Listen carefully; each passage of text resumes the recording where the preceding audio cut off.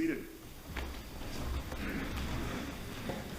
So I feel like I should start today with maybe a secret that I'm going to tell you all. I would say keep it secret, but then I remember I've got the video camera going right there, and everything stays secret on the internet when you put it out there. But my secret, though, that I'm going to share with you this morning is that when I first learned that song that I taught to the kids here just a little while ago, dim bones, dim, dry bones, that if I would have used what I learned in that song, I would have flunked high school anatomy and physiology. Like I wouldn't have gone anywhere. It just would not have gotten me what I needed. And you would think that kids' songs and games would be really good at that. But another one is this one. If I would have used this one to try and learn everything that I needed to know, I would have failed also. I think the biggest thing that I learned from playing this game was that I should never be a surgeon. Because the more I try to get my hand down in there to be very careful about taking things out, the more it decides it's going to shake. It's really not a good plan, I don't think. But I did like that song. I remember I learned that song. I don't know how old I was, probably not too much older than Gatlin or Jack. The first time I probably learned it. And every once in a while, it will still come back and get stuck in my head. Now, I don't know that I'll always remember the words or I'll get all the bones in the right order. In fact, in order to get ready for today, I had to print the words off the internet so that I would remember it. But I can get that, I just get that dim, bones, dim, dry bones, dim. So hear the word of the Lord. And it just all keeps running in my head sometimes. And I would like to say I'm sorry if later on this afternoon or tomorrow or next Thursday, you're singing that song also. That's all my fault, and I'm not really sorry for that. But what I love about that song is it does a great job. It does a great job of keeping a very simple point, a very simple theme, and kind of putting it together and giving us one of the big points of Ezekiel's story here, what it is that he is trying to do. So I love how that song does that. Recently, it's not necessarily a new song, but I ran across it here not too long ago. We played it before the service started, and we're going to play it again afterwards because it fits so well today. It's a song by Lauren Daigle called Come Alive, and it tells the story of Ezekiel 37, this vision that Ezekiel has. And it goes through all the big pieces of it, and it focuses on coming alive, saying, come alive. And the story is found in these words, and I love how it brings to life the message that Ezekiel has for us. Because if Ezekiel were alive today, I think he would probably have the same vision as he did way back in the 580s and 570s BC. So this is like 2,500 years ago. I think he would have the same message for us today that he had back then.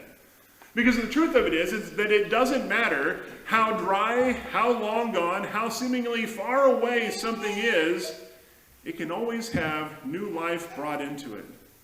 We may not be able to do it. In fact, we're probably the last ones that are going to be able to do it. There are some things we can try and breathe life back into. I've got some flowers in a flower pot back in the backyard I'm trying to bring back to life. I'm not sure it's going to work. But really, if we really want life to come back in, it's not us who's going to do it, but it is God who's going to breathe life back into it. God can bring life back into whatever we may see. Ezekiel was writing from a time when he was watching as the kingdom of Judah was falling.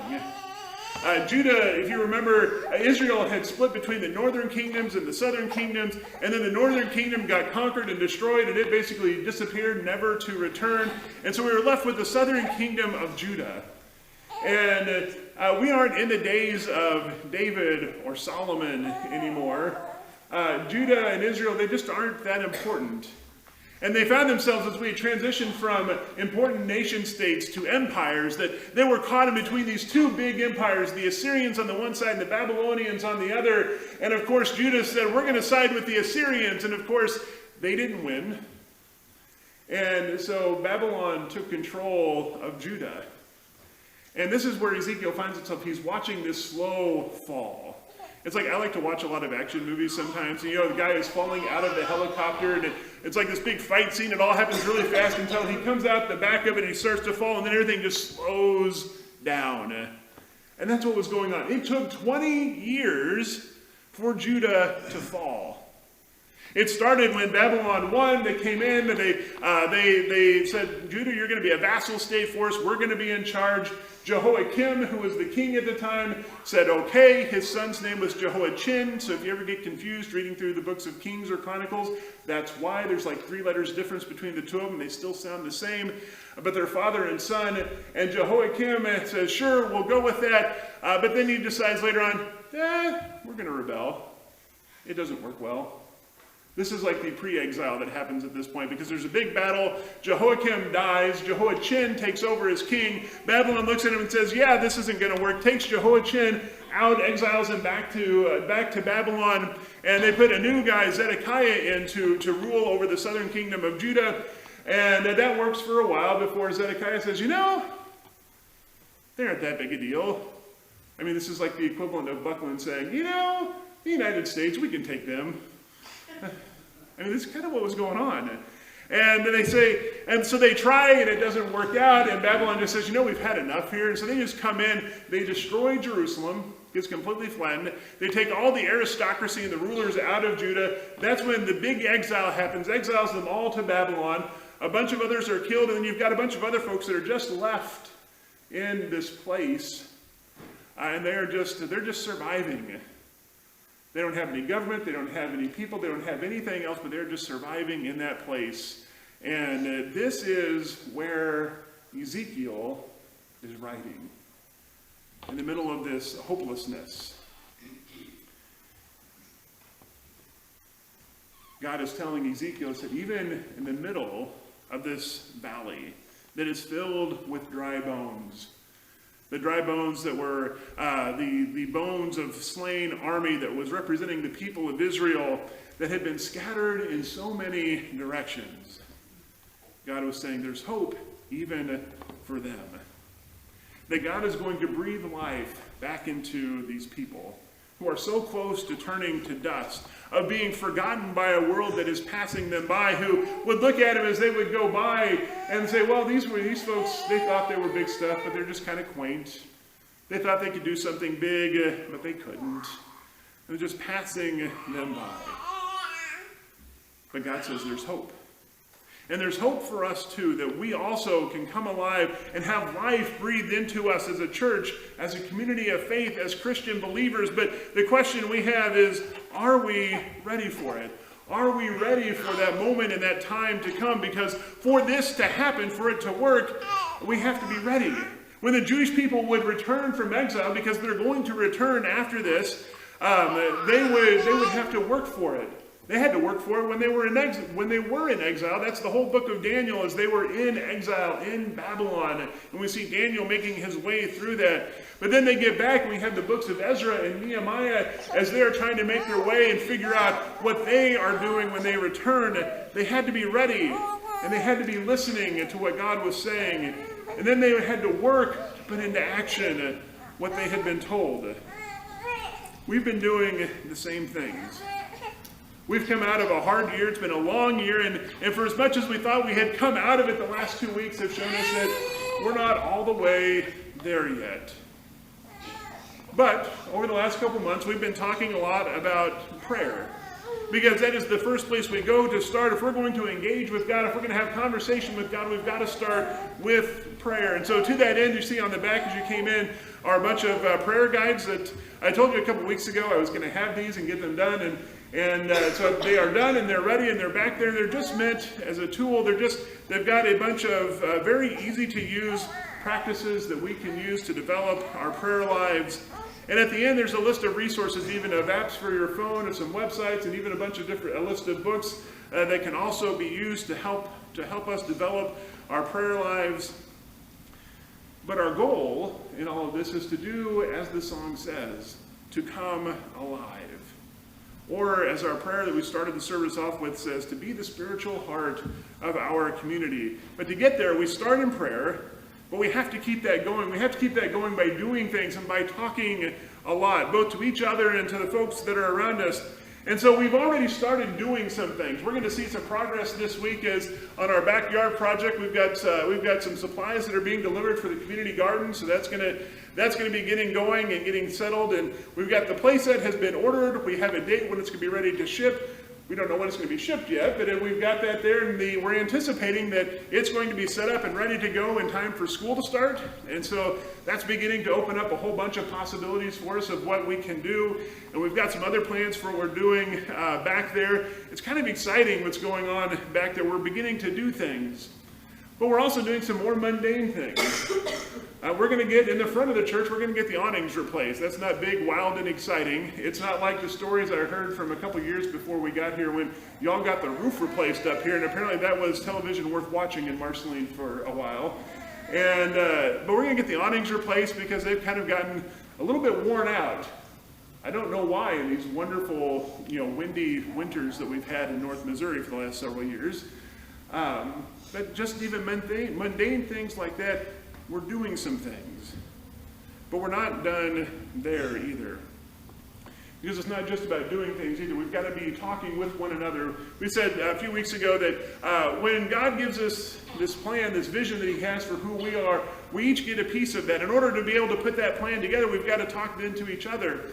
And this is not something that is unique to us. We can go back even to Ezra and Nehemiah as they were coming back from exile. There are all sorts of letters that were going back and forth all the times as folks were talking to each other, trying to figure out what does it mean to return? What does it mean to start back up and to be God's people? And so we're going to do those same conversations. Probably not in letters, but we're going to do kind of like we did when Emily and I got here 3 years ago now. It's hard to believe we're going to start our 4th year in Marceline in July. Emily's looking at me going, what? But we're going to do that. We're going to gather this summer just for some times to gather for conversations. We're going to talk about how the last year has gone. What were the good things? What were the bad things? What were the things that we tried that worked really well? What things didn't work so well? We're going to talk about the things that we have learned. But it's not just that either. Because if we are going to be committed to coming alive, to being the spiritual heart in our community, then we've also got to take a look at some deeper questions that, for example, one would be when someone comes up and they're hurting and they're struggling, what words do we share? What scripture passages, what songs, what words of comfort? What do we do to help someone in that time? Or if someone asks, what does it mean to be a believer and to follow Jesus? But they ask, how do you do it? How do we reply to them? What do we say? Now, we're not going to go into these sessions cold. I'm going to have these list of questions ready ahead of time. So we've got some time to reflect on them before we get into it. But we're going to talk. We're going to have conversations. We're going to figure out some more of these things that help us to understand what God is doing, as he is doing with us, just as he did with Ezekiel back then, saying there is always hope that we can come alive, that there, even after this year when things have been as crazy as they have been, that he's not done with us yet. And we've got some other things that we're going to be doing this summer. But for now, we do have something that we can do that is more immediate, that is a celebration, that is always a lot of fun, that is always a great time. But as we recognize another step that we take in our Christian journey together. Now, sometimes this is a step that we take on our own. We stand up and we make this commitment on our own. Other times, at least for me, my parents did it for me before I went through confirmation, and I was able to do that for myself. This morning, we're going to celebrate a baptism. And it is always a great joy to do this because in our baptism, it is partially a symbolic moment, but it is also a recognition of what it takes to raise a child as a part of a community of faith. It's a commitment on the part of the parents and on us as a church to help raise a child together. But it's also a reminder of our commitment as a community of faith that we are supporting one another. We are working with one another, helping each other as we do this work together. And then we have the other parts of this, though, that doesn't matter how many classes and how many times we talk about it in seminary, it always came down to it's a mystery. We never know quite how it works. But we know in that moment when we bring together the water that represents Jesus' justifying grace, that cleanses us of sin, past, present, and future. It takes care of that. But there's also the second part of of baptism that is the laying on of hands, where we ask the Holy Spirit to come and to be a part of the life of the one who's being baptized. That we come alive in a new way, in a different way, where we're able to see God at work where we couldn't before. And that is our hope and our joy as we celebrate today.